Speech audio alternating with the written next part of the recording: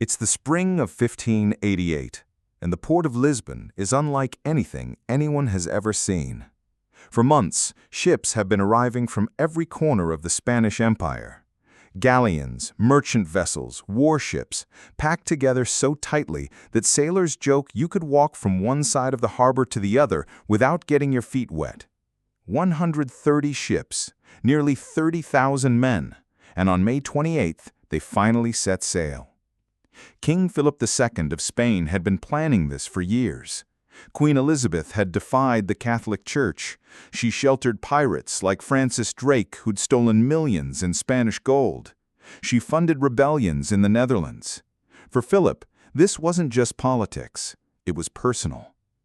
He called his fleet the Grande e Felicissima Armada, the great and most fortunate navy. The English had a simpler name. They called it Invincible. The plan looked elegant on paper. The Armada would sweep up through the English Channel, link up with the Duke of Parma's army in the Netherlands, ferry those troops to the English coast, and march on London. England would fall within weeks. What could go wrong?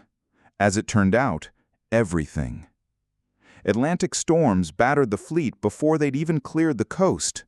They limped into Corunna for repairs, losing weeks. By the time they entered the Channel in late July, the English were ready and waiting. England wasn't supposed to win this. Spain was the greatest empire in the world. But the English had ships that were fast, nimble, and built for a new kind of warfare. They stood off at distance and pounded the Spanish with cannon fire. Queen Elizabeth herself rode out to her troops at Tilbury. She told them she may have the body of a weak and feeble woman, but she had the heart and stomach of a king. Then came the masterstroke.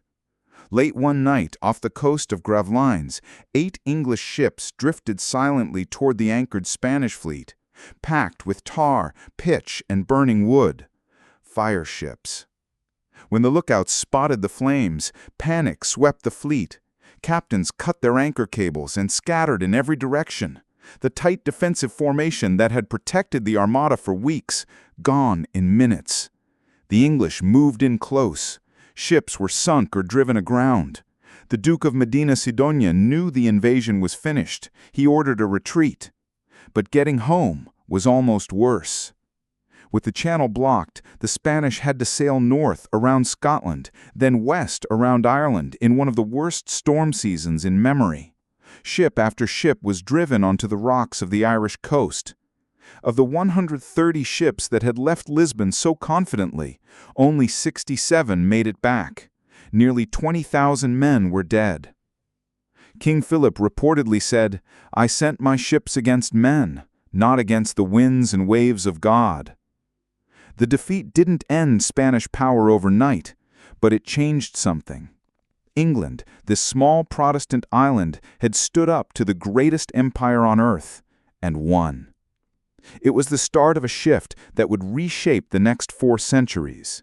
And it all began on a spring morning in Lisbon, May 28, 1588, when 130 ships caught the wind and sailed into history.